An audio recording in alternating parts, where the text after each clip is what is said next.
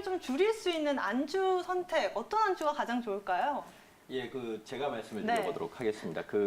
오늘이 뭐 음주 권유 방송이 되는 것 같아가지고 좀 죄송스럽고 송구하기도 한데, 네. 제가 이제 나름 이제 피부도 좋고 술을 좀 과음도 많이 하고 많이도 먹고 하는데도 숙취 때문에 뭐 진료가 영향을 받는 경우는 극히 드물기 때문에 네. 어떤 안주 선택이 좋을까 이거에 대해서 궁금해하실 것도 같은데요.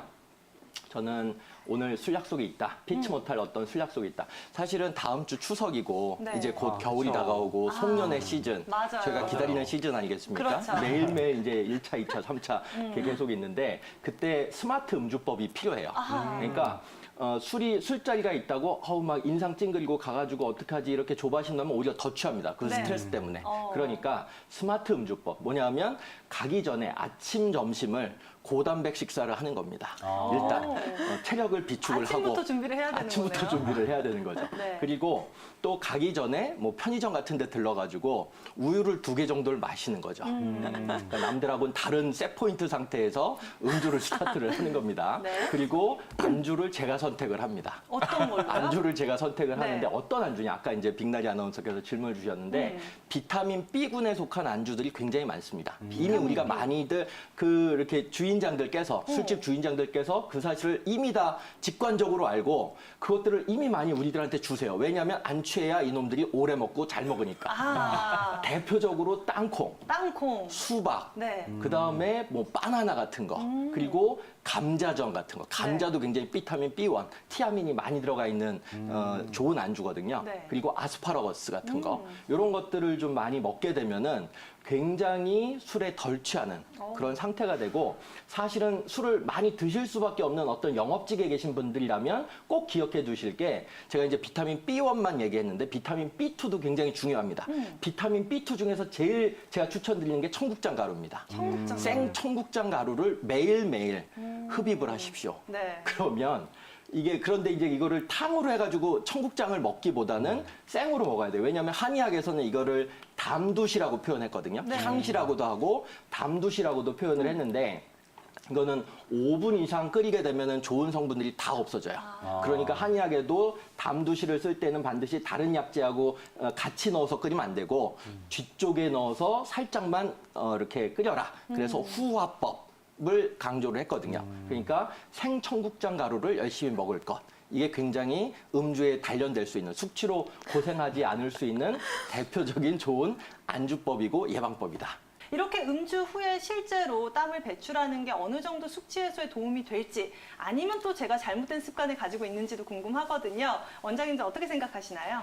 예, 제가 말씀을 드려보자면 동의보감에 보면 네. 허준 선생께서 이미 현대사회가 이렇게 술에 찌든 사회가 될 거를 예상을 하셨는지 3가지 치료법, 조금 더 확장하면 4가지 치료법을 미리 선구적으로 적어 놓으셨어요. 네. 그 중에 첫 번째, 그러니까 사실 아까 김정현 원장님께서 술의 독성 이제 알코올을 간에서 분해를 할 때 나오는 여러 가지 노폐물과 찌꺼기가 있다. 그런데 여러 가지 것들이 지금 밝혀지고 있는데 대표적인 찌꺼기 이름이 아세트알데하이드라고 하는 네. 그런 찌꺼기 이름입니다. 시중에 판매되고 있는 굉장히 많은 숙취해소 음료들이 요 아세트알데하이드를 최종 분해 산물을 최대한 빨리빨리 더 분해를 시키기 위해서 그런 타겟으로 만들어졌거든요. 근데 실제로 그것들도 사람들의 체질에 따라서 그리고 술을 어떤 종류로 먹었는지 그리고 탈수 기전이 얼마나 많이 작동을 했는지 술 먹는 사람 중에 흡연자가 있는지 없는지 그리고 그때 스트레스를 많이 받았는지 여부에 따라서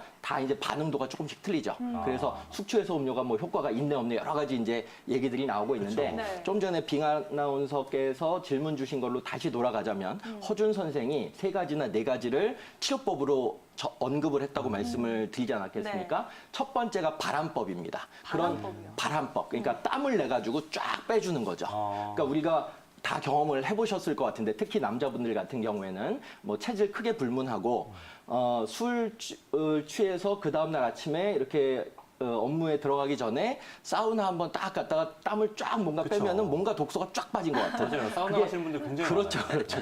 그게 아세트알데하이드라고 하는 노폐물을 빼는 첫 번째 허준 선생님이 권해주신 방법입니다. 두 번째는 물을 많이 먹어서 리소변, 소변을 충분히 많이, 소변을 통해서 찌꺼기를 많이 내보내주는 그런 방법이 있죠. 세 번째는 아까 이제 우리 원장님들께서도 말씀을 주셨지만 열이 이렇게 많이 뜨는 소양인들한테 이게 조금 더 문제가 된다고 말씀을 주셨는데 이 해갈법이라고 또 세 번째를 언급을 해주셨어요. 네. 그러니까 입에 굉장히 입이 많이 마르고 이렇게 피부가 거칠거칠하고 노화가 촉진되는 듯한 그런 느낌 받지 않습니까? 그러니까 해갈법, 물을 충분히 많이 먹어줘라. 그리고 네 번째는 당장의 그런 숙취에 발한, 일리소변, 해갈 요걸에만 급급하지 말고 네 번째 소간 보비. 상해한 간의 기운을 좀 이렇게 소통을 시켜주고 비위계통을 좀 보태준다. 이런 방식이 근본적인 숙취해소법, 알코올에 의해서 이렇게 몸이 손상되지 않고 장기적으로 만성질병을 예방하는 방법. 이게 허준 선생님이 권해준 방법입니다. 추천드리는 대표적인 숙취해소 그리고 간을 좀 보호할 수 있는 두 가지 한약 처방. 굉장히 이것도 유명한 처방인데요. 대금음자라고 하는 처방이 있습니다. 대금음자라는 처방. 그리고 두 번째는 갈화해성탕이라고 하는 처방이 있어요. 이 두 처방도 최나라 원장님 말씀 주셨던 처방 못지않게 굉장히 많이 다용되고 있는 그런 처방이기 때문에 내가 평소에 음주를 너무 많이 하기 때문에 아니면 우리 남편분이 너무 이렇게 우리 아버님이 너무 이렇게 약주를 좋아하시기 때문에 간이 건강이 되고 전체적으로 이렇게 좀 몸 자체가 좀 축나는 것 같다라고 하신다면 가까운 한방 의료기관 가셔가지고 뭐 아까 최나라 원장님 말씀해주신 두 가지 처방이나 제가 말씀드리고 추천드리는 대금음자나 가라의 성당 같은 거 꼭 처방을 좀 꾸준하게 받으시면 상당히 만성질병 예방에도 도움이 되지 않을까 생각이 되어지고요. 또 이제 한방차 하나를 제가 추천드리려고 하는데 그거는 아까 제가 두 번째 말씀드렸던 갈화해성탕. 갈화가 갈근의 꽃을 이용한 그래서 해성. 그러니까 어지러운 거를 좀 이렇게 풀어준다 이런 뜻이거든요. 그런데 요 그러니까 갈근이 칡의 뿌리 아니겠습니까? 네. 그렇죠. 칡차를 저는 굉장히 많이 권유를 드리고 있어요. 약주 많이 드시는 분들, 저도 물론 상용을 하고 있는데 이 칡에는 특히 이제 뿌리 부분에는 푸에라린이라고 하는 아주 좋은 성분이 들어가 있습니다. 그래서 이 푸에라린 성분이 아마도 그런 역할을 하리라고 생각을 하고 있는데 최근에 논문 나온 걸 보니까 그 알코올을 이제 내가 끊어야지. 그랬을 때 그냥 끊기는 게 아니지 않습니까? 금단 그렇죠. 현상. 왠지 먹어야 될 것 같고 이게 불안감 같은 것도 있고. 네.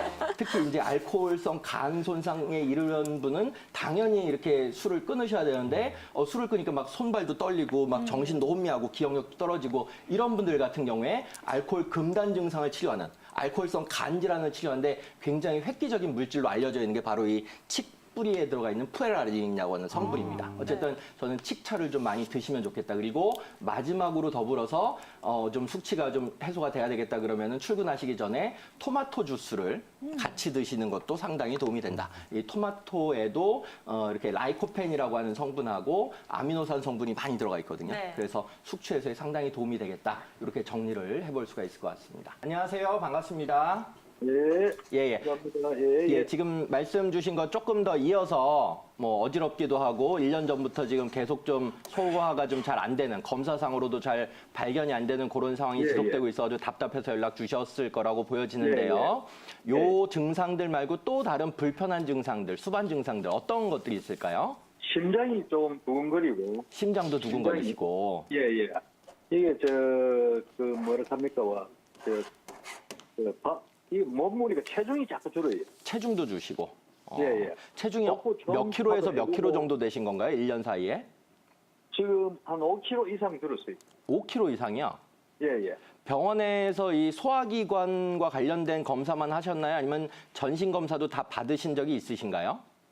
아니, 복부 초음파하고 일반으로 내시경하고 예. 또 이상이 없어가지고 혈액 검사 다 하고. 혈액 검사도 다 받으셨고. 예, 예. 그리고 또 어. 갑상선도 한번 또 해보려고 해가지고 갑상선 하고. 예.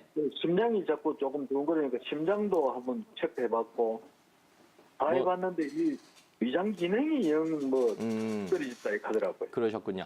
원래 근데 몇 킬로셨는데 한정적으로- 몇 킬로가 되신 거세요?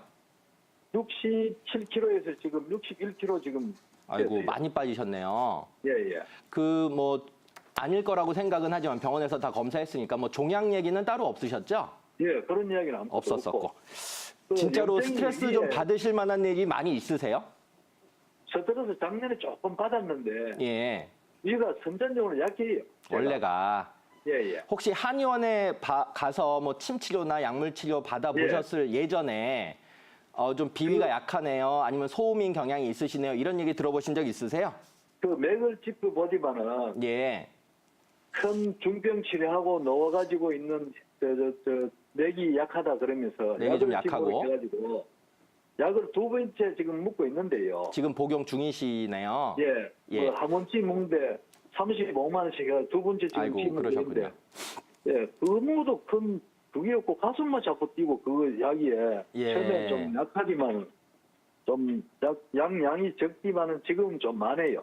예. 그러니까 이제 이게- 방송 시간 제한이 좀 있어가지고 제가 짧게만 말씀을 좀 정리를 해보려고 하는데요. 예, 예. 그 스트레스가 좀 과도하거나 아니면은 스트레스가 그렇게 크지 않음에도 불구하고 좀 예민하신 분들, 특히 이제 소화기 계통이 예민하신 분들 같은 경우에는 스트레스에 네. 의해서 교감신경이 굉장히 잘 흥분이 돼요. 그러면은 심장도 지금 말씀처럼 많이 심번증이라고 하죠. 많이 두근두근 거릴 수도 있고 예, 예. 제일 많이 특징적으로 드러나는 게 소화가 안 되는 겁니다. 이거는 검사상으로 잘 드러나지가 않죠. 한의학적으로는 이런 상황을 감비불화증이라고 보통 표현을 하거든요. 그러니까 스트레스가 비위계통의 문제를 일으킨다. 이렇게 이제 해석을 하고 있기 때문에 또는 담음증이 있기 때문에 또 어지러움 증상도 같이 결합되어서 나타나는 걸로 보여지거든요. 그래서 지금 아마 그 담당 한의사 선생님께서 그런 담음 치료라든지 아니면 감비불화증 치료를 아마 잘 해주고 있으실 거라고 생각을 해요. 그런데 한 1년 정도 되셨으니까 조금 더 좀 장기적으로 처방과 치료를 좀 같이 받으시면 훨씬 더 나은 개선 상태를 보이시지 않을까 이렇게 정리해 볼 수가 있을 것 같습니다.